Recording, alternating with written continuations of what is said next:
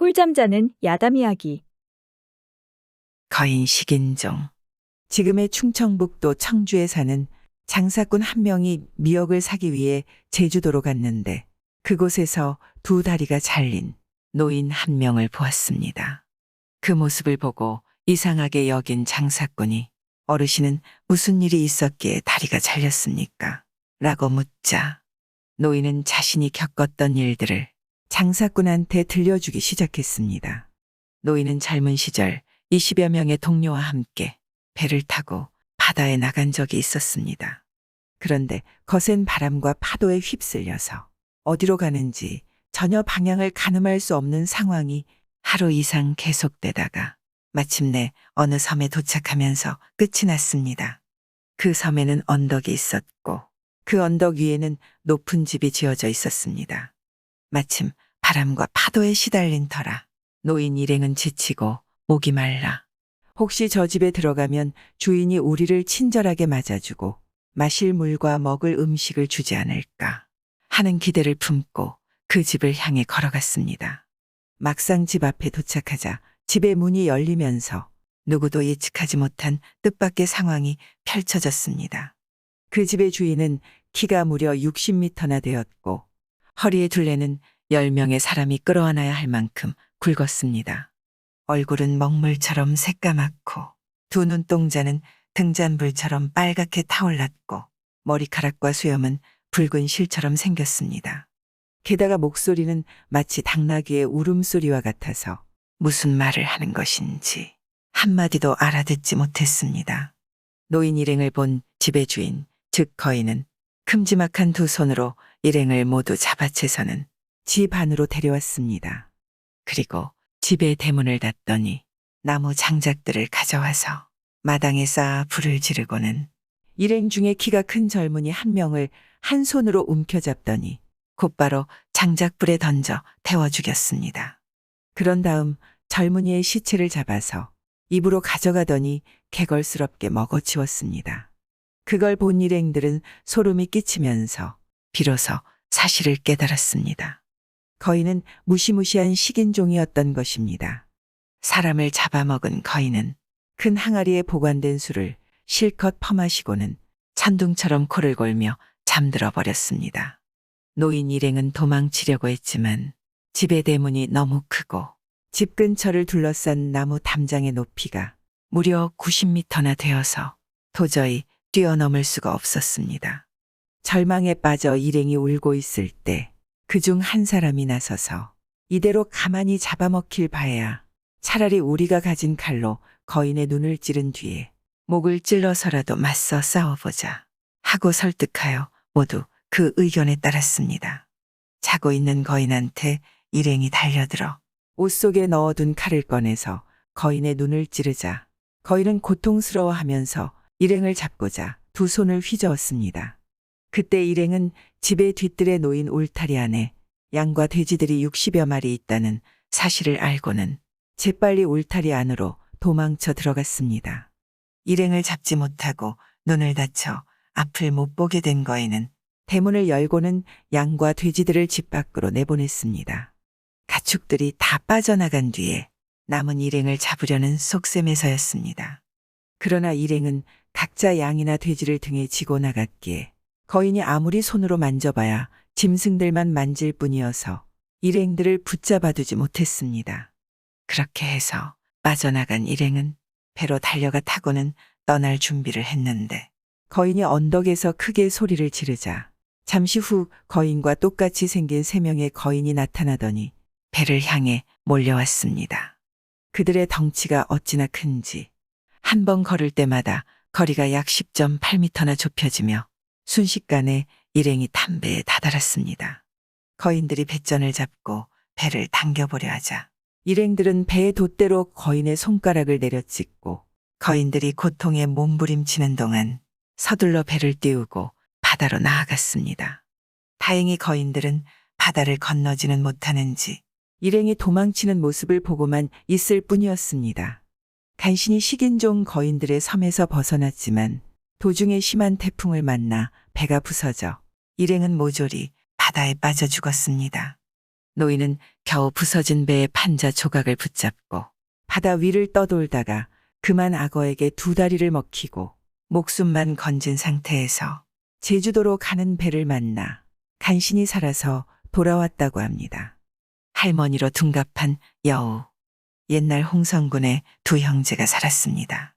그들의 부모가 죽자 욕심이 많았던 형은 죽은 부모가 물려준 재산을 몽땅 가로채고는 동생을 빈털터리로 만들어 내쫓아 버렸습니다.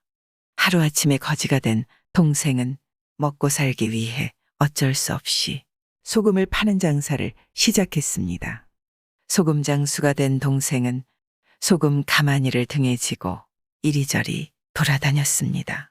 하루는 산을 넘어가다 힘들어 쉬던 도중 이상한 광경을 보게 되었습니다. 소나무 숲에서 여우가 사람의 해골을 덮어쓰고는 공중으로 제주넘기를 3번 하자 할머니로 둔갑한 것입니다.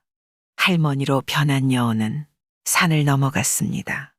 그 모습을 숨어서 지켜보던 동생은 사람의 해골을 쓰고 둔갑한 여우라면 분명히 나쁜 짐승일 테고 사람들한테 해를 끼칠 위험이 크니 내가 뒤따라가서 막아야겠다라는 생각을 하고는 여우를 몰래 따라갔습니다. 할머니로 둔갑한 여우는 산을 넘어 큰 마을로 가더니 부잣집으로 들어갔습니다. 그 집안 사람들은 여우를 보더니 외할머니가 오셨다 라고 외치며 몰려 나와 반갑게 인사를 올리면서 안방으로 안내했습니다. 그때 여우를 따라온 소금장수가 나서서 사람들한테 나는 먼 곳에서 온 소금장수인데 배가 고프니 식사나 한 끼 차려주십시오 라고 부탁하여 잘 얻어먹고는 대접을 잘 받았으니 그 답례로 제주넘기를 보여드리겠습니다 라고 말하며 집안 사람들을 모두 마당으로 모이게 했습니다. 그러고는 마당에 멍석을 깔고 제주를 넘다가 곧바로 손에 들고 있던 막대기를 들어 할머니로 둔갑한 여우를 내리쳐 죽여버렸습니다. 매우 놀란 집안 사람들한테 소금장수는 저 시체를 잘 보시오 라고 말했습니다. 잠시 후 할머니의 시체는 온몸이 붉은 털로 뒤덮인 불여우로 변했습니다. 알고 보니 불여우가 덮어쓴 해골은 그 부잣집의 진짜 외할머니였습니다.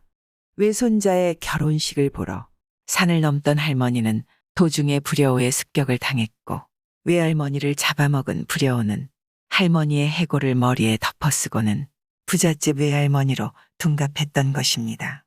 자초지종을 알게 된 부잣집 사람들은 외할머니의 원수를 갚아준 소금장수에게 감사의 뜻으로 많은 돈을 주었습니다. 소금장수는 그 돈을 가지고 많은 땅을 사고 큰 집을 지은 뒤 행복하게 살았습니다. 그런데 소금장수로 가난하게 살던 동생이 갑자기 부자가 되었다는 소문을 듣고 질투가 난 형이 동생의 집으로 달려와 이게 어찌 된 일이냐 하며 연유를 물었습니다. 이에 동생은 사실대로 대답했습니다. 그러자 욕심이 많은 형은 자신도 동생처럼 소금 가마니를 지고 산으로 가서 지나가는 할머니를 쫓아 부잣집으로 들어간 다음 저 할머니는 둔갑한 불여우다 하고 소리치고는 막대기로 때려 죽였습니다.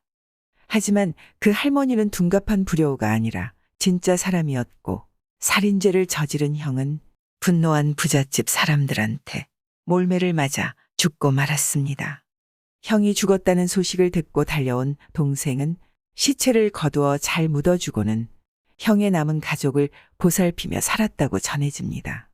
도하녀, 죽은 사람의 영혼인 귀신은 살아있는 사람에 대해 적개심을 가지고 해치려 드는 경향이 많습니다. 가끔은 예외도 있는데 귀신과 사람이 서로 사랑을 나누는 이야기가 한국의 전설에 종종 등장합니다. 조선 중기의 문헌인 수의전에 의하면 신라 말기의 유명한 학자이자 시인인 최치원이 중국 당나라에 가서 여자 귀신 둘과 사랑을 나누었다는 내용이 보입니다. 최치원은 젊었을 때 당나라에서 유학한 적이 있었습니다. 한 번은 율수연 초연관의 앞산에 있는 무덤을 방문했습니다. 그 무덤이 두 여자의 시신을 안장한 곳이라는 말을 듣고는 어떤 사연이 있어서 둘이 같이 묻혔을꼬. 행여나 외로운 나를 만나 위로해 줄 수는 없을지 하고는 시를 지어주고 초연관에 머물렀습니다. 밤이 되자 그 무덤에서 나온 두 여인이 최치원을 찾아왔습니다. 여인들은 율수연의 부자인 장씨 집안의 딸이었습니다.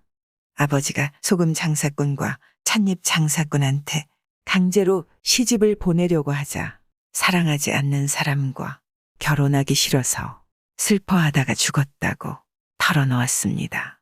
두 여인은 최치원과 서로 시를 지어 주고받으며 노래를 부르고 술을 마시다 셋이서 함께 이불을 덮고 잠자리에서 사랑을 속삭였습니다.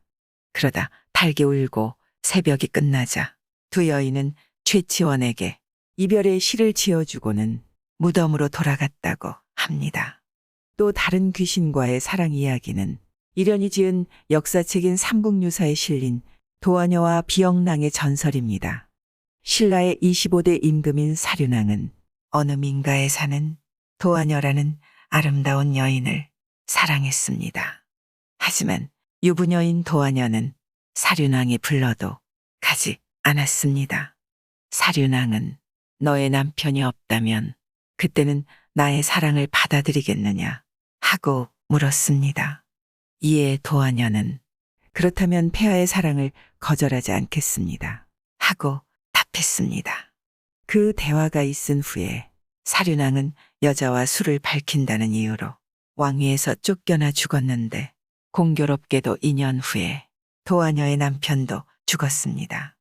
어느 날 밤 도화녀가 사는 집에 죽은 사륜왕의 귀신이 찾아와 이제 너의 남편이 죽고 없으니 나의 사랑을 받아주겠느냐 하고 물어보았습니다. 놀라고 두려운 마음이 든 도화녀는 일단 부모에게 이 일을 알렸습니다. 부모는 비록 죽었어도 임금이고 이제 너의 남편도 없으니 받아들이거라 하고 말했습니다. 그래서 도화녀는 사륜왕의 귀신을 자기 방에 들여 7일간 동거했는데 그동안 도화녀의 방은 5가지 색깔인 검은색, 파란색, 하얀색, 노란색, 붉은색의 구름으로 뒤덮이고 향기가 진동했습니다. 7일이 지나자 사륜왕의 귀신은 사라졌고 도화녀는 아기를 잉태해 10달이 지나 비영이라는 아들을 낳았습니다. 비영은 귀신과 사람 사이에서 태어난 아이라서 그런지 커가면서 온갖 귀신을 불러와 마음대로 부리는 능력을 갖게 되었습니다.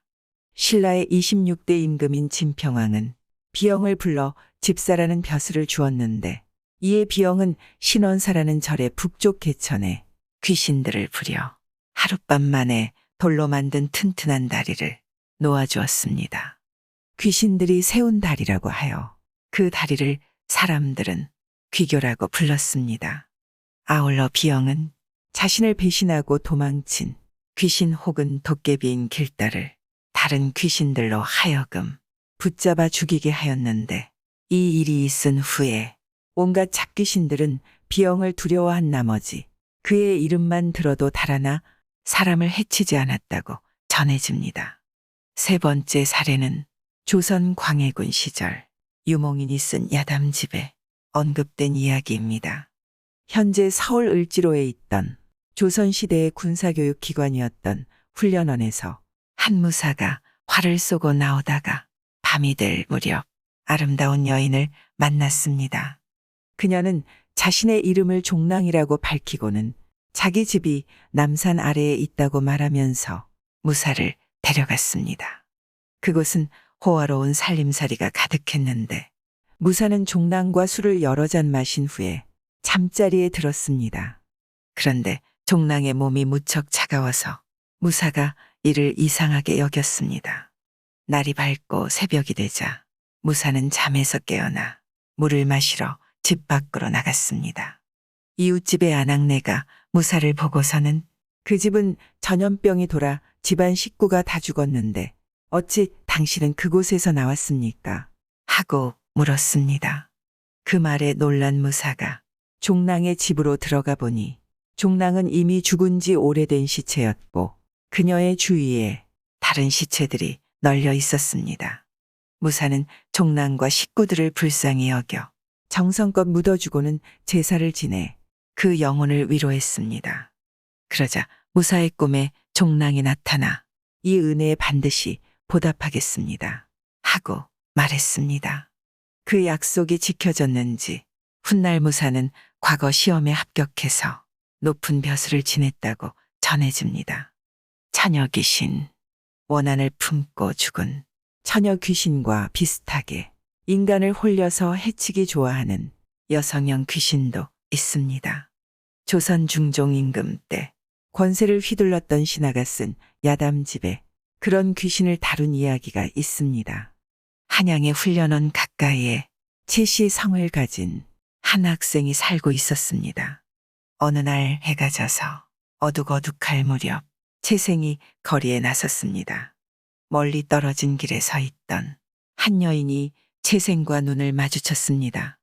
호기심이 생긴 채생이 천천히 다가가 보니 여인은 소복에 비녀를 나지막이 꽂았는데 그 얼굴이 매우 환하면서 무척이나 아름다웠습니다. 여인이 채생한테 가까이 다가와 말했습니다. 소녀한테 혹시 뜻이 있다면 제가 사는 곳으로 따라오시겠습니까? 채생은 기쁘면서도 혹시나 해서 물었습니다. 내가 낭자의 이름도 모르는데 집까지 가도 괜찮겠습니까? 이에 여인은 이미 정을 허락했는데 무슨 걱정을 하십니까? 하고 대답하고는 채생의 소매를 잡고 걸어갔습니다. 둘은 한참 동안 골목길을 돌고 개천 하나를 건너서 흰 담장으로 둘러싸인 큰 저택에 도착했습니다. 채생을 잠깐 기다리게 한 다음 여인이 먼저 들어가고 나니 사람 소리 하나 들리지 않았습니다. 한참 후에 머리카락을 갈라따은 한 소녀가 문을 반쯤 열고 나와 채생을 인도하여 8겹의 문으로 들어섰습니다. 흰 돌로 기둥을 한 누각이 솟아있는데 집의 짜임새나 웅장한 모습이 무척이나 아름다웠습니다. 누각 옆에 깊숙하고 아늑한 방이 있는데 녹색 창과 자줏빛 발이 영롱하여 눈이 부셨습니다. 채생을 데리고 왔던 여인이 문 앞으로 나와 맞으며 모두 잠들기를 기다리느라고 너무 오래 계시게 해서 혹시 의심하지 않으셨는지요? 하고는 채생의 소매를 끌어 앉혔습니다. 채생이 사방 벽을 살펴보니 쳐놓은 병풍과 걸린 서폭의 색깔이 눈부시며 수놓은 자리와 꽃방석이 아름답게 깔려있고 화장대와 화롯불의 성대함이 세간에서 볼 수 있는 것들이 아니었습니다. 그 모습을 본 채생은 신선이 사는 신비한 세계인 줄 알고 가슴이 두근거렸습니다. 여인이 소녀에게 술을 들여오라고 명하여 술과 안주가 들어왔는데 그 또한 진귀한 것들이었습니다. 여인은 쌍용으로 얽힌 귀가 달린 백옥잔에 술을 가득 채워 채생에게 권하면서 용모를 단정히 하고 이렇게 말했습니다. 소녀는 어린 시절 부모를 잃고 유모의 의지에 살아와서 아직 남편이 없습니다. 다행히 오늘 나리를 뵙게 되어 무척 기쁩니다. 제가 평생 나리를 모실 수 있게 해주시겠습니까? 여인이 청혼하자 채생은 너무나 기뻐서 그녀와 술잔을 함께 비우고 희낙낙하여 밤이 어떻게 가는 줄도 모를 만큼 몰입했습니다. 채생은 그녀와 영원히 함께 있으면 좋겠다고 생각하면서 그녀를 끌어안고 사랑에 빠졌습니다. 그런데 갑자기 천둥 소리가 머리를 때리듯 요란하게 울려 퍼져 채생이 놀라 눈을 떠보니 자신이 한양안 큰 개천 하류에 있는 돌다리인 태평교 아래 누워서 흑투성이 돌을 베고 떨어진 거적을 덮고 있어 썩은 냄새가 코를 찔렀고 벗은 초립과 각대는 다리 기둥 틈에 걸려 있었습니다. 기이한 모습의 채생은 쏘스라치게 놀라 미친 사람처럼 집으로 돌아갔으나 며칠 동안 마음이 불안하고 낙담했습니다. 여인과 만난 일을 회상하던 채생은 혹시 요사한 귀신에게 홀린 것이 아닌가 싶어 무당과 의원을 불러 구슬하고 약을 먹으면서 마음을 달랬습니다. 채생의 이야기를 전해 들은 신하는 야담집에 이렇게 해석했습니다. 무릇 환불은 사람을 묘하게 홀린다. 추악하고 요괴로움을 꾸며 미모로 나타나고 간악하고 위장된 일을 오히려 아름다운 이야기로 바꾸며 악취를 향기롭게 하고 더러운 흙투성이를 훌륭한 궁실로 만들어 사람의 마음을 홀리고 눈을 어지럽혀 갖은 수법으로 현혹해 유혹하니 기계가 지극히 크고 강직한 사람이 아니라면 누군들 유혹되지 않겠는가.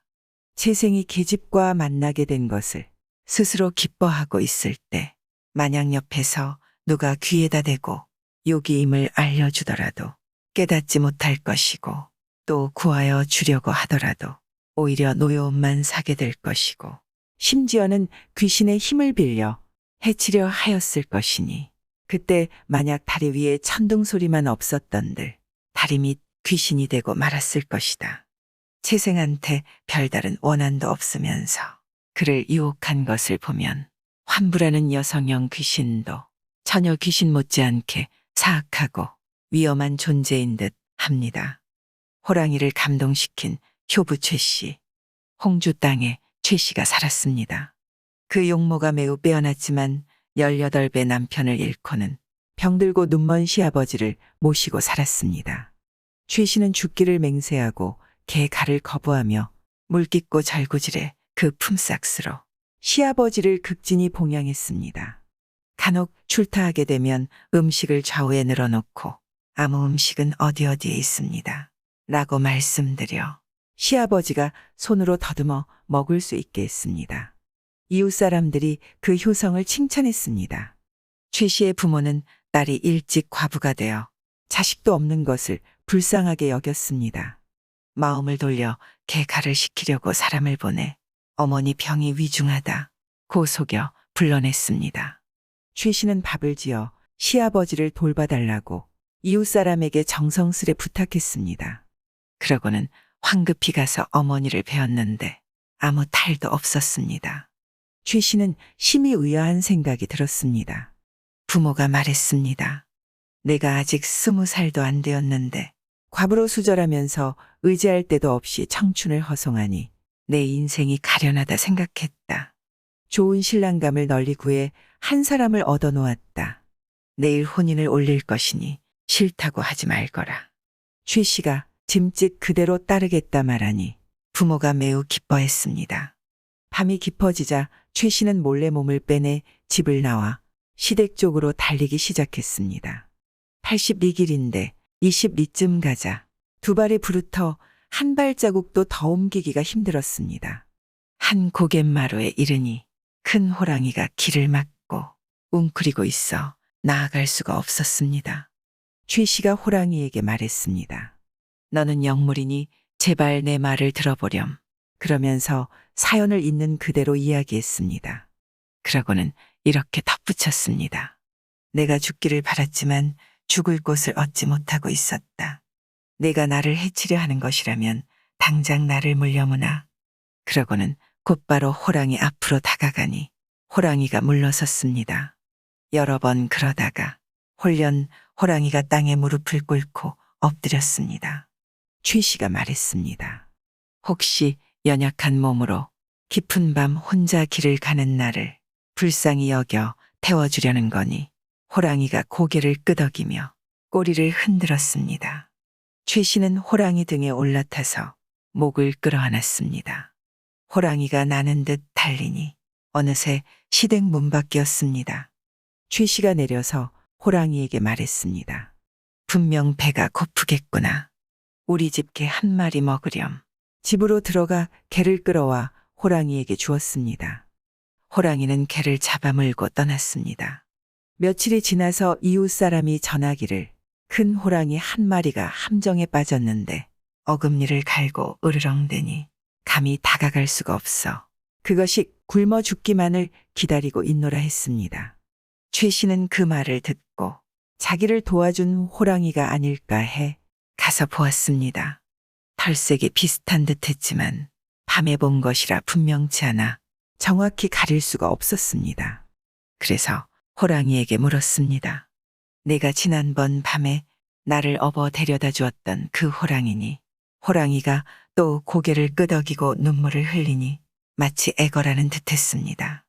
그제야 최 씨는 그간의 이야기를 이웃 사람에게 해주고 덧붙여 말했습니다. 저것이 비록 사나운 호랑이이긴 하지만 제게는 인자한 짐승이랍니다. 저를 위해 저것을 놓아주신다면 제가 가난에 가진 건 없지만 호랑이 가죽값은 마을에 꼭 바치겠습니다. 이웃 사람들이 모두 혀를 차며 말했습니다. 효부의 말이니 어찌 들어주지 않을 수 있겠소. 다만 이 호랑이를 놓아주면 분명 많은 사람을 해칠 텐데 어찌하면 좋겠소. 최 씨가 말했습니다. 호랑이를 함정에서 꺼내는 법을 제게 가르쳐 주시고 모두 멀리 피하십시오. 제가 놓아주겠습니다. 이웃 사람들이 그 말대로 했습니다. 마침내 최 씨가 호랑이를 놓아주었습니다. 호랑이는 최 씨의 옷을 물고는 참아놓지 못하다가 한참 뒤에야 떠났다 합니다. 아버지의 중마고 이 익저가 의성원으로 있을 때였습니다. 하루는 잔치를 열어 술을 마시고 있었습니다. 여름철이었는데 갑자기 한 줄기 바람이 휙 불고 지나갔습니다. 익저는 급히 풍악을 거두고 가명으로 가서 순사를 아련했습니다. 그러고는 남창전 금이영에 속하는 창고에 돈 5,000냥을 꿔달라고 정해 그 돈으로 보리를 샀습니다. 그때는 풍년이 크게 들어서 보리값이 매우 쌌습니다. 보리는 각 동에 나누어 보관하게 하고 동임 동리의 일을 맡아보는 사람을 시켜 지키게 했습니다. 7월 초저녁에 익저가 잠을 자다 갑자기 깼습니다. 관동을 불러 후원의 풀잎 하나를 따오게 해 그것을 보고 말했습니다. 그럼 그렇지. 다음 날 아침에 살펴보니 혹독한 서리가 엄청나게 내려 초목이 다 시들었습니다.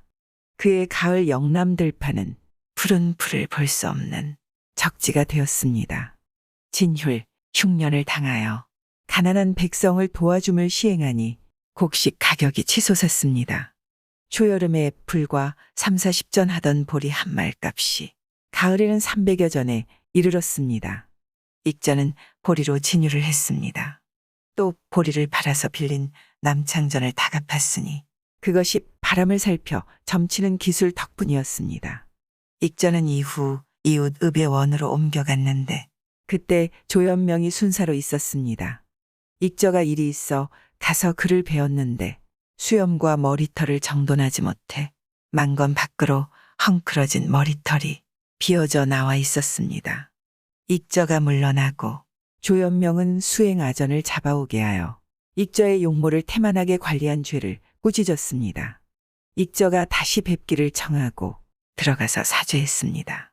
하관이 연로하고 기력이 쇠하여 수염과 머리털을 정돈하지 못하고 상관 뵙는 잘못을 저질렀습니다. 제 죄를 알겠습니다. 제 죄를 알겠습니다. 이러고도 어찌 직분을 받들 수 있겠습니까? 원컨대 파직시켜 주옵소서. 조연명이 말했습니다. 존장, 자기 아버지와 교유하는 사람께서는 아까 일 때문에 이런 말씀을 하시는 것입니까? 그건 예법상의 일에 불과하니 어찌 그렇게까지 하겠습니까? 익저가 말했습니다. 하관으로서 상관을 섬기는 예법을 알지 못했으니 어찌 하루라도 직분을 받들 수 있겠습니까? 속히 파직시켜 주십시오. 조연명이 말했습니다. 그럴 수는 없습니다. 익저가 정색하며 말했습니다. 사토께서 끝내 허락하시지 않겠단 말씀입니까? 그렇습니다. 허락할 수가 없습니다. 익저가 말했습니다. 사토께서는 기어이 하관으로 하여금 해괴한 거동을 하게 만드시는군요. 정말 개탄스럽습니다. 그러고는 종을 불러 말했습니다. 나의 삿갓과 도포를 가져오너라. 익저는 사모관대를 벗고 부신을 풀어 조연명 앞에 놓고서 그를 크게 꾸짖었습니다. 나는 부신을 찾다는 이유로 너에게 허리를 굽혔다. 그러나 이제 부신을 풀었다. 넌 내 친구의 어린 아들놈이 아니냐? 나와 내 아버지는 중마지우다. 우리는 베개를 함께 베고 누워서 먼저 장가드는 사람이 신부의 이름을 알려주기로 약속했었다. 먼저 내 아버지가 내 어머니를 얻어서 내게 내 어머니 이름을 알려주었다. 그 목소리가 아직도 귓전에 아른거린다. 내 아버지가 돌아가신 지 오래되었다고. 내가 나를 이 지경으로 대접하기에 이르렀으니 너는 아버지를 잊은 불초자식이다. 수염과 머리털이 헝클어진 것이 상관과 하관 사이의 예법에 무슨 상관이 있단 말이냐. 내 늙어도 죽지 못해. 먹고 사는 것에 얽매여 내 하관이 되었지만 내가 만약 돌아가신 아버지를 생각했다면 정말 이처럼 하지는 않았을 게다. 너는 개되지만도 못한 놈이다. 익전은 말을 마치고 조연명을 비웃으며 떠났습니다. 조연명은 반나절 동안이나 아무 말도 못하고 있다가 익저가 머무는 곳으로 가서 간곡하게 말했습니다. 존장께서 어찌 이런 거동을 하십니까? 시생, 옷 어른에 대하여 자기를 낮추어 부르는 말이 정말 큰 죄를 지었습니다. 제가 지은 죄를 압니다. 제가 지은 죄를 압니다. 제발 사직만은 말아주십시오. 익저가 말했습니다. 하관이 관아에서 상관을 꾸짖고 욕했으니 무슨 면목으로 다시 아전들과 백성들을 대하겠는가. 마침내 익저가 옷을 털고 일어나니 부득이 파지게 개를 올렸습니다. 시인 노재상. 옛날에 노재상이 있었는데 나이가 많아 전원으로 물러나 시와 술을 벗삼아 살았습니다. 집에는 항상 술동 몇 개를 마련해 두었습니다. 어느 날 새로 담근 술이 처음으로 익었습니다. 산 아래 소 우는 소리가 들릴 만한 곳에 선비들이 모여 선연에게 제사를 드리고 후학을 가르치던 곳인 제궁이 있었는데 근처에 서생 4명이 그곳에 머물며 공부했습니다. 그들은 밤중에 갑자기 술을 마시고 취해볼 궁리를 하고 몰래 노재상의 집으로 들어가 술독을 열고 술을 마셔댔습니다. 술기운이 돌자 호방한 흥이 크게 일어나니 그중 한 사람이 말했습니다. 우리가 좋은 술을 마시는데 시가 없을 수 없지.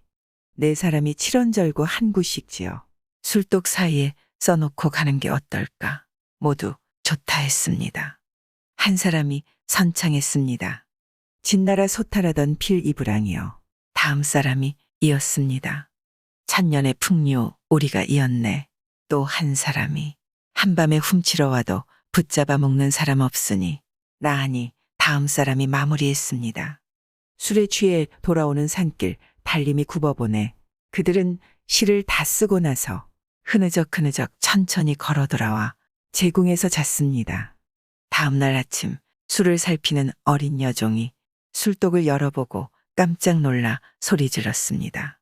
밤에 술 도둑이 술독에 있는 술을 다 훔쳐 마셨어요. 술독 사이에 글자를 써두고 도망쳤으니 참으로 이상한 일입니다요.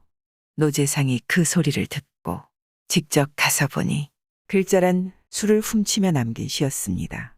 재상은 제궁에 머물고 있는 유생들의 소행이라 생각하고 바로 그날 술과 안주를 성대히 준비해 내 유생을 불러서 마셨습니다.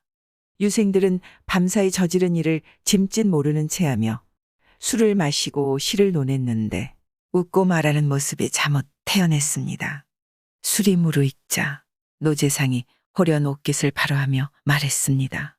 자네들은 책 읽는 선비인데 어찌 한밤에 남의 집에 들어가 술 훔치는 시를 지었단 말인가. 4사람이 황공해하며 사죄했습니다. 노재상은 시를 지은 사람의 순서를 물어보고는 재미있어하며 온화한 얼굴로 말했습니다. 부끄러워하지 말게나. 옛사람도 이런 풍치가 있었다네. 그리고 또 말했습니다.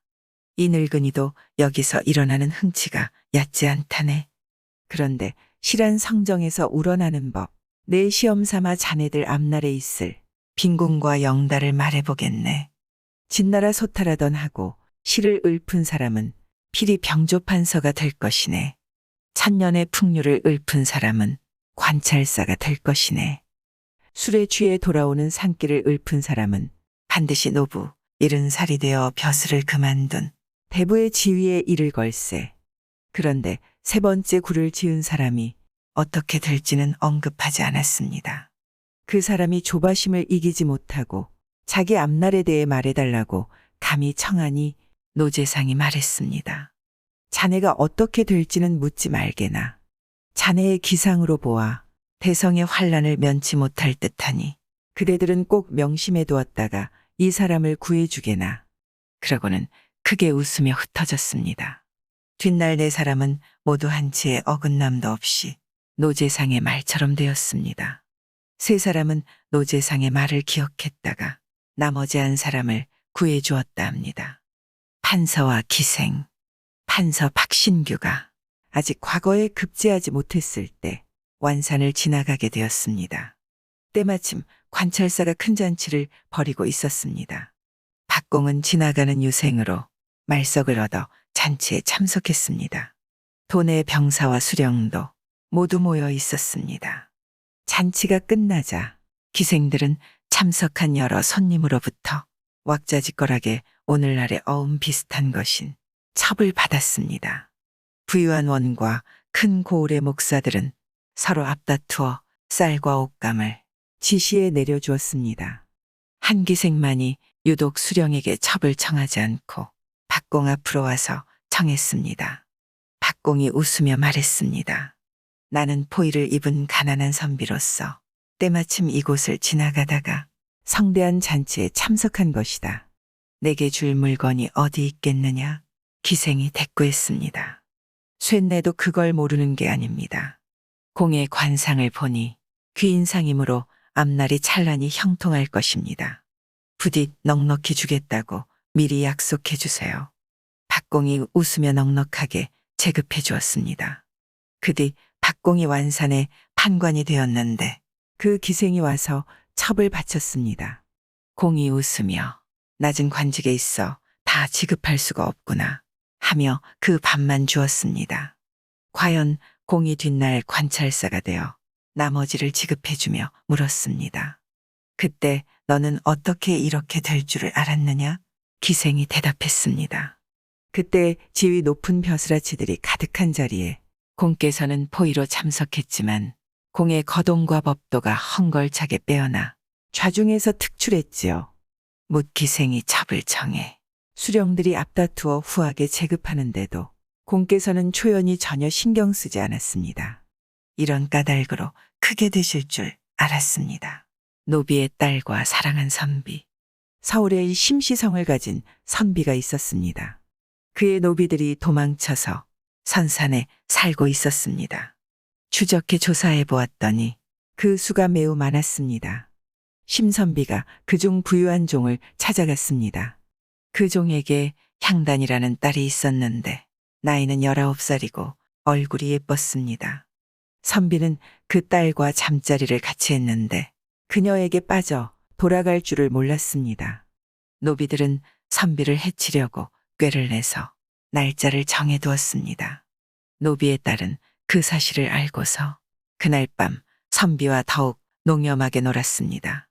서로 희롱을 하는데 못할 짓이 없었습니다. 노비의 딸은 선비의 도포와 바지를 벗겨서 자기가 입고 자기의 저고리와 치마는 벗어서 선비에게 입혔습니다. 이렇게 한참을 놀다가 여인이 갑자기 물러나 앉더니 울기 시작했습니다. 선비가 괴이한 생각이 들어 물으니 여인이 고개를 숙이고 낮은 목소리로 말했습니다. 오늘 밤 주인님에게 큰 화가 닥칠 것입니다. 문 밖에 빽빽한 화망을 벗어나기 어려울 것이니 이 일을 어찌하면 좋습니까? 선비도 깜짝 놀라 어쩔 줄 몰랐습니다. 여인이 말했습니다. 이것은 모두 제 집안 무리의 짓입니다. 제 아버지도 막지 못해 어쩔 수 없이 동참했습니다. 그러나 아버지는 모의를 주도한 사람이 아니니 용서받을 수 있을 것입니다. 제가 주인님의 옷을 입고 제 몸으로 주인님을 대신하겠습니다.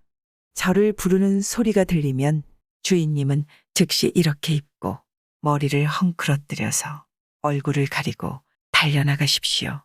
다행히 벗어나신다면 제 아버지도 분명 죽음을 면할 수 있겠죠. 말을 마친 여인은 눈물을 펑펑 흘렸습니다. 선비는 크게 감동하며 마음 아파했습니다. 밤이 깊어지자 문 밖의 횃불이 일제히 밝혀졌습니다. 흉도들이 난입해 여인의 이름을 부르며 나오라 했습니다. 선비는 여인의 옷을 입고 헝클어뜨린 머리로 얼굴을 가리고 뛰쳐나가 힘껏 달렸습니다. 마침 관가가 마을에서 멀지 않은 곳에 있었습니다. 선비는 곧바로 관문으로 가서 크게 부르짖으며 문을 두들겼습니다. 고을원이 듣고 매우 놀라 문을 열어주고 들어오게 하여 보니 머리를 헝클어뜨린 여자가 있었습니다. 곡절을 물어 사정을 알게 된 고을원은 즉시 포교를 많이 거느리고 달려갔습니다. 적도들은 아직 흩어지지 않았습니다. 하나도 놓치지 않고 모두 결박했습니다. 들어가 살펴보니 여인은 이미 난도질당해 방바닥에는 선열이 낭자했습니다. 적도들은 여인을 살해하고 나서야 일이 잘못된 것을 알아차렸습니다. 막 흩어져 도망치려던 참이었는데 그때 포졸들이 들이닥친 것입니다. 그래서 아무도 도망치지 못했습니다. 고을원은 상사에 즉시 보고하고 적도들을 모두 죽였습니다. 선비가 간곡히 부탁해 여인의 아버지만은 죽음을 면했습니다. 이 여인은 주인을 위해 충을 다했고 지아비를 위해 열을 다했으며 아비를 위해 효를 다했습니다. 일거에 삼강을 다 갖추었도다. 본읍에서 비석과 정문을 세워주었습니다. 시골로 내려간 이참판, 임술년, 참판 이태영은 아들 희갑이 귀양을 가게 되자 벼슬을 버리고 경기도 화성에서 40리 떨어진 곳에 새 집에 기거하면서 농사짓고 고기잡이와 사냥으로 세월을 보냈습니다. 9월 어느 날 가을비 그치고 벼이삭 익어가니 그야말로 단풍 들고 국화꽃 피는 아름다운 계절이었습니다. 이참판이 관례를 올린 남자 어른과 올리지 않은 남자아이 67명과 앞개울에서 고기를 잡으며 대삿가 쓰고 낚싯대 들고서 촌 늙은이들과 섞여 있었습니다. 문득 한 유생이 청색 보자기를 지고 대나무 지팡이를 짚고 와서 시냇가에 앉아 물었습니다. 당신은 어디 사시오? 저 숲을 안쪽 동네에 살지요. 그 사람이 또 물었습니다. 당신의 금관자를 보건대 납속동지가 아니오. 그렇소이다. 그 사람이 또 말했습니다. 조를 이미 바쳤으니 집에 재산 꽤나 있다는 말은 좀 듣겠군요. 부자라는 말은 좀 듣지요. 생원님은 어디 분인지 듣고 싶습니다. 어떤 연고로 이곳을 지나게 되었는지요. 그 사람이 말했습니다. 나는 충청도 못당에 삽니다. 한양이 번화하다는 소문을 듣고 한번 구경하려고 올라오다가 이곳을 지나게 되었소이다. 듣자니 이 촌에 한양 이참판 영감께서 평안감사를 그만두고 와서 머물고 있다는데 정말입니까? 맞습니다. 그 사람이 말했습니다. 그 영감이 후덕한 군자이자 금세에 복 많은 사람으로 경양 각지에 유명하다던데 한번 뵙고 싶지만 방법이 없네요. 당신도 그 영감을 하시오. 그 울타리 안에 사는데 모를 리가 있겠습니까? 그 사람이 말했습니다. 그렇다면 나를 위해 명함을 전해 한번 뵐 기회를 만들어줄 수 있어. 나같이 시골에 사는 사람이 어찌 감히 다른 사람을 제 상대에게 추천할 수 있겠습니까? 그건 할 수 없네요. 그 사람이 또 말했습니다. 당신은 아들이 몇이나 되어 7, 8명 되지요. 그 사람이 말했습니다. 유복한 사람이군요. 아들 복은 이참판과 같네요. 그리고 그 사람이 담배를 청하자 이참판이 담배를 넣은 합을 주었습니다. 그 사람이 그걸 열어보고 놀라며 말했습니다. 이건 평안도 3등 지방에서 나는 품질 좋은 담배인데 어디서 구했소? 이참판 댁 동네에 사는 까닭에 그 댁에서 얻었지요. 그 사람이 말했습니다. 그거 참 좋군요. 이런 담배는 내 처음 보는 것이라 조금 얻어갈 수 있겠소. 이참판이 웃으며 그 반을 주었습니다. 그 사람이 감사해하며 돌아올 때 꼭 다시 이곳에 들르겠소 하고 떠났습니다. 좌중에 있던 사람이 포복절도하며 말했습니다. 저 사람 눈은 있어도 눈깔이 없네 그려. 이참판의 몸가짐만 보더라도 어찌 촌 늙은이처럼 보였을까. 이참판이 웃으며 말했습니다. 촌구석에 사는 연천하고 무지한 사람이니 이상할 것도 없지. 어쨌든 덕분에 한나절 잘 보냈네. 모두 크게 웃고 파했습니다. 적을 평정한 이기영. 이기영은 평안북도 박천군의 박천평야의 중심지군에 사는 지인입니다. 사람됨이 겉으로는 순하고 성실하기만 한 것 같으나 속으로는 담력과 지략이 있었습니다. 신민년 1811에 홍경래가 난을 일으켰을 때 군수 임성고는 뜻을 굽히지 않고 저항하다 붙잡혀 감옥에 갇혀서 곧 죽게 될 처지였습니다. 기영은 분발해 자기 몸을 돌아보지 않고 밤을 틈타 가서 그를 만나 적을 토벌할 계략을 설명했습니다. 인공은 기영을 적의 첩자로 의심해 진심을 감추고 말했습니다. 나는 곧 죽을 사람인데 어찌 적을 토벌할 계책이 있겠느냐? 또 너는 지인의 자리에 있지만 내 평소에 너를 믿고 부린 적이 없다. 그런데 내가 무슨 이유로 적을 두려워하지 않고 나를 보러 왔느냐? 기영이 개연히 말했습니다. 나라를 위해 적을 무찌르는 일은 사람의 마땅한 도리이거늘 평소 믿고 안 믿고를 어찌 따지겠습니까? 그러고는 음식을 바치고 울면서 비분간계하니 인공이 그제야 그 진정성을 알아차리고 평안북도 병영 소재지 병영에 편지를 써보내 구원을 요청하려 했습니다. 기영이 행랑 속에서 필묵을 꺼내 바치며 말했습니다. 원컨대 옷깃을 잘라 거기에 글을 써주시오. 증거로 삼게 해주십시오. 보수 40~50명을 급히 보내주면 이 읍의 적을 섬멸할 수 있겠다는 내용을 넣어주십시오. 인공이 그 말대로 써주니 기영은 편지를 옷에 누빈 솜 안에 감추고 혼자 안주 병영으로 달려갔습니다. 이때 계엄이 몹시 엄격하고 적과 내통하는 무리가 성을 점거하고 있었기에 성을 통해 들어가는 것이 불가능했습니다. 또 그러면 또 일이 쉽게 누설될 것 같기도 하여 기영은 동북쪽 토성을 따라 산을 통과해 들어갔습니다. 그는 밤새도록 급히 달려 새벽 3시에서 5시 사이 무렵에 곧바로 병영으로 들어갔습니다. 등촉이 휘황찬란했지만 지방의 수령이 진무하는 곳은 적막했습니다. 기영이 크게 소리쳤습니다. 급히 아를 일이 있소이다. 안주 병사는 크게 놀라 그를 도적으로 생각하고 잡아들여 신문하니 기영은 좌우 사람을 물리쳐달라고 청하고 앞으로 나아가 편지를 바치려 했습니다. 안주 병사는 긴 칼을 잡고서 기영을 앞으로 오게 했습니다. 기영이 옷에 누빈 솜에 넣어온 편지를 꺼내보여 박천 수령이 보수를 빌려달라고 요청하는 내용을 전했습니다. 병사는 진위를 상세하게 따져보고 나서 새벽에 바로 명포수 50명을 보내 한장교로 하여금 그들을 통솔하게 했습니다. 박천은 안주로부터 50리 거리에 있어 안주에서는 그곳이 함락된 사실만 알았을 뿐 동정을 듣지 못하던 차였습니다. 기영에게 후한 상이 내려지니 기영은 받지 않고 답서만 받아 샛길로 먼저 돌아와 인공을 베었습니다. 정오도 되지 않아 포성이 크게 일어났습니다. 적군은 뜻하지 않게 공격을 당해 응수할 겨를이 없었습니다. 적군은 놀란 새가 날아가고 짐승이 숨어들듯 도망쳤으니 박천읍이 드디어 수복되었습니다. 갇혀있던 인공도 풀려났습니다. 그 뒤에 박천이 적에게 함락되었을 때 인공은 소인이라고 자칭하며 인부 등을 빼앗겼다 하여 다시 구속되었습니다. 그가 붙잡혔을 때 적을 향해 이런 말을 했기 때문이었습니다.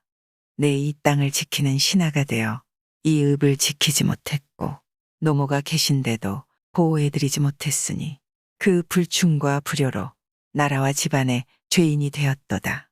살아서 뭐하겠나. 속히 나를 죽이고 노모만은 살려달라. 적은 인공의 치적을 익히 들어왔던 고로 차마 죽이지는 않았다 합니다.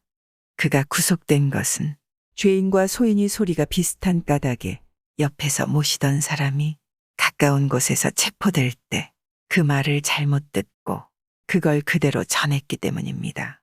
인부는 힘의 굴에 빼앗긴 것이니 적을 꾸짖고 전사한 가산 수령 전공에게는 부끄럽기는 합니다. 그렇지만 그런 일을 죄로 몰아가는 것은 원통하지 않은가.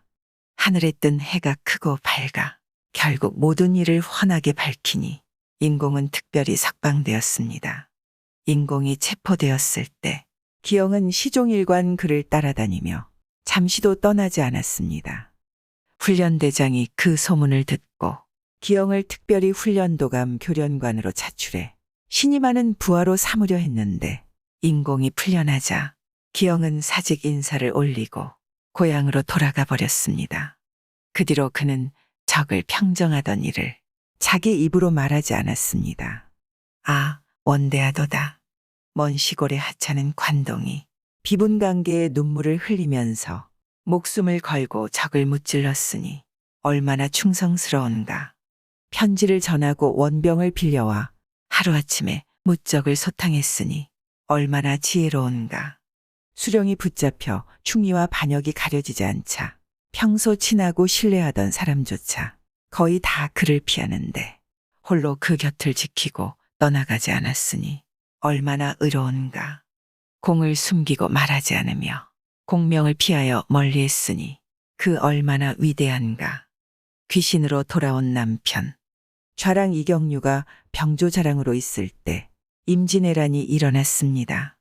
그의 둘째 형은 붓을 던지고 무관직을 얻었습니다. 조방장 병기가 출전하자 그 둘째 형을 종사관으로 삼는다는 임금의 제가가 내려졌습니다. 하지만 둘째 형의 이름이 이경류의 이름으로 잘못 기재되었습니다. 둘째 형이 말했습니다. 내 이름으로 잘못 쓰였지만 임금께서 나를 제가하셨기에 내가 가야 한다. 그러자 이경류가 말했습니다. 이미 제 이름으로 제가가 내려졌으니 마땅히 제가 가야 합니다. 그러고는 군장을 꾸려 모친께 작별 인사를 드리고 다급히 진으로 나아갔습니다. 병기는 영남 우도에 출전해 크게 패하고 도망쳤습니다. 진중에 우두머리가 없으니 큰 혼란이 일어났습니다. 이경류가 순변사 이일이 상주에 있다는 소식을 듣고 말을 달려 윤섬공, 박제공과 같은 막하에 들어갔습니다. 전투가 또 불리하게 돌아가 진이 무너지고 윤공과 박공이 모두 피해를 입었습니다. 이경류가 진 밖으로 나가려 하니 종이 말을 잡고 기다리고 있다가 울며 말했습니다. 일이 이미 이 지경이 되었으니 속히 서울로 돌아가는 것이 좋겠습니다. 공이 웃으며 말했습니다. 나란 일이 이렇게 되었는데 내 어찌 구차히 살기를 바라겠느냐. 그러고는 붓을 꺼내 노친과 큰형에게 연결하는 편지를 써서 도포 자락에 넣어 종에게 전하게 하고 다시 적진으로 나아가려 했습니다. 종이 공을 끌어안고 울기를 멈추지 않았습니다. 공이 말했습니다. 내 정성이 아름답구나. 내 너의 말을 들으마. 배가 많이 고프다. 밥이나 좀 얻어오너라. 종은 그 말을 믿어 의심치 않았습니다. 종이 민가를 찾아가 밥을 구해오니 공은 이미 사라지고 없었습니다. 종이 적진을 바라보며 통곡하고 돌아갔습니다. 공은 밥을 핑계 삼아 종을 따돌리고는 몸을 돌려 적진으로 달려가 맨손으로 사람을 쳐 죽이다가 해를 당했습니다. 향년 24살 4월 24일이었고 그곳은 상주 북문 박들판이었습니다. 종이 말을 끌고 돌아오니 온 집안 사람이 그제야 흉보를 들었습니다. 집안 사람들은 편지를 쓴 날을 기일로 삼아 초상을 치렀습니다. 종은 스스로 목을 베어 죽었고 말도 역시 먹지 않으니 굶어 죽었습니다. 남겨진 의관으로 염을 하고 입관해 광주 돌마면에 있는 선영 왼편 기슭에 무덤을 만들었습니다. 그리고 그 아래에 종과 말의 무덤을 만들어 주었습니다. 상주사림들은 제단을 설치해 제사를 지내주었고 조정은 도승지의 벼슬을 추중했습니다. 을묘년 정조 임금께서 친필로 충신이사단을 써주시고 북평에 누각을 세워 삼종사 이경류 윤섬 박지를 배양해 봄가을에 제사를 지내도록 했습니다. 공은 죽고 나서 밤마다 집에 찾아왔는데 목소리나 웃는 모습이 살아있을 때와 똑같았습니다. 부인 조씨와 수작하는 것도 옛날과 다르지 않았습니다. 음식을 내주면 평소처럼 같이 마시고 씹었는데 나중에 보면 음식은 그대로였습니다. 매일 어두워지면 왔다가 달기 울면 즉시 문 밖으로 떠났습니다. 부인이 물었습니다. 공의 유골은 어디에 있는지요? 그곳을 알면 옮겨와 장사를 지내드리죠. 그러자 공이 근심스러운 낯빛을 띠며 말했습니다. 허다한 백골이 쌓인 가운데서 어떻게 나를 분간할 수 있겠소? 그대로 두는 게 낫소. 또 내 백골이 묻혀있는 장소가 나쁜 곳도 아니라오. 그 외에는 집안일을 처리하는 것이 평상시와 똑같았습니다. 소상 뒤에는 공이 격일로 속세로 내려오더니 대상날이 되자 작별 인사를 했습니다. 오늘 이후로는 오지 않을 거요. 그때 공의 아들 쟤는 겨우 4살이었습니다. 공이의 아들을 어루만지더니 탄식하며 말했습니다. 이 아이는 반드시 과거에 급제할 거요. 그러나 후에 불행한 일이 있을 텐데 그때 다시 오리다. 그러고는 문을 나섰습니다. 그 뒤로 다시는 모습이나 그림자를 보이지 않았습니다. 그로부터 20여 년 뒤 광해군 때 아들 제가 급제했습니다. 사당에 아련할 때 공중에서 과거에 급제한 사람은 나아가고 물러가라는 소리가 들려오니 사람들이 모두 기이하게 여겼습니다. 한편 공이 늙은 모치는 병환이 있었습니다. 때가 5, 6월 사이이고 병중이라 목이 말라서 시중 들은 사람에게 말했습니다. 어떻게 귤을 좀 얻어올 수 없겠느냐. 그걸 먹으면 목이 마르는 병이 나을 것도 같은데. 며칠 뒤 공중에서 공의 형을 부르는 소리가 들려왔습니다. 큰형이 마당으로 내려가 위를 쳐다보니 공이 운무 가운데서 귤 3개를 던져주며 말했습니다. 어머니께서 귤을 드시고 싶어 하기에 제가 동정으로 가서 얻어왔습니다. 이걸 가져다 드리면 병안에 차도가 있을 겁니다. 도암의 신도 비명에 공중에서 귤을 던져주니 정신이 황홀하네란 구절이 이를 일컬은 말입니다. 해마다 공이 기제사를 지낼 때 문을 닫으면 언제나 수저 소리가 들려왔습니다. 종가에서 제사를 지낼 때에는 사람 머리카락이 떡에 들어 있었는데 제사가 끝나면 바깥채에서 종을 부르는 소리가 들려왔습니다. 집안 사람들이 괴상하게 여겨 들어보니 사랑채에서 소리가 났습니다. 종이 명을 받들고 들어가니 공이 떡을 찐 여종을 잡아오라는 분부를 내리며 말했습니다. 신도는 사람의 털을 기피하는데 너는 어찌 살피지 않았느냐. 회초리를 맞아야겠구나. 그러고는 여종에게 회초리질을 하라고 명했습니다. 그 뒤로 해가 오래되어도 기일만 되면 집안 사람들은 제수 준비를 감히 소홀히 하지 못했습니다. 용력이 뛰어난 이일제. 병사 이일제는 판서 이기익의 손자입니다. 남보다 용력이 뛰어나고 새처럼 민첩했습니다. 그는 어릴 때부터 호방하여 남에게 얽매이지 않았는데 글 공부를 하지 않아서 판서공이 언제나 근심했습니다. 나이 14~15살에 이르러 관례를 올리기는 했지만 장가는 들이지 않았습니다. 어느 날 밤 일제는 몰래 사창가에 갔습니다. 조선시대 액정서에 딸린 이원이나 하례와 포교무리가 자리를 가득 메웠고 술과 안주가 질펀했습니다. 일제는 몸집 작은 소년에 지나지 않았지만 곧바로 자리에 들어가 기생들을 희롱했습니다. 자리에 있던 불량배들이 말했습니다. 이 전내 나는 무례한 놈을 때려 죽여야겠구나. 여럿이 일어나 발길질하기 시작했습니다. 일제는 그중 한 명의 발을 잡고는 몽둥이 삼아 한 번 휘둘렀습니다. 그러자 모두 바닥에 나뒹굴었습니다. 일제는 그러다 그를 버려두고 문 밖으로 나와 지붕 위로 몸을 날렸습니다. 지붕들을 딛고 달리는데 대여섯 집을 한꺼번에 건너뛰기도 했습니다. 그때 한 포교가 오줌을 누러 밖에 나와 있었습니다. 포교는 사정을 몰라 매우 이상하게 여기고 역시 지붕 위로 올라가 그 뒤를 쫓았습니다. 마침내 입한서 댁으로 들어가니 포교가 아는 곳이었습니다. 다음 날 아침 다시 와서 지난밤의 일에 대해 전하니 이 판서는 일제에게 매를 때리고 밖에 나가지 말라고 명했습니다. 그 뒤 일제가 꽃 구경하려고 친구를 따라 남산루의 머리에 올랐을 때였습니다. 한량 수십 명이 소나무 그늘에 앉아 있다가 일제가 오는 것을 보고는 동상내를 받아먹자고 했습니다. 그들이 일시에 일어나더니 일제의 소매를 잡고 거꾸로 매달려고 했습니다. 일제가 날아올라 소나무 가지 하나를 꺾어 좌우로 휘둘렀습니다. 거기서 일어난 바람을 따라 한량들이 이리저리 한꺼번에 쓰러지자 일제가 내려왔습니다. 이때부터 소문이 점점 번져나가 마침내 특별히 청거를 받아 무관 벼슬을 얻어 참판 좌우윤 등 다음 벼슬에 이르렀습니다. 판서 조엄이 통신사로 일본에 갈 때 일제를 막빈으로 데려갔습니다. 항해를 시작하려는데 상선에 불이 나 화염이 하늘을 찔렀습니다. 사람들이 살려고 황급히 외인의 구급선으로 뛰어내렸습니다. 거기에도 불이 옮겨 붙을 것 같아 노를 저어 피해갔습니다. 상선에서 수십간 떨어졌을 때에야 비로소 사람들이 정신을 수습하여 인원을 세어보았습니다. 일제만 없어져 모두 당황했습니다. 불에 타 죽었나 보다 하고 있는데 멀리서 사람 소리가 들려왔습니다.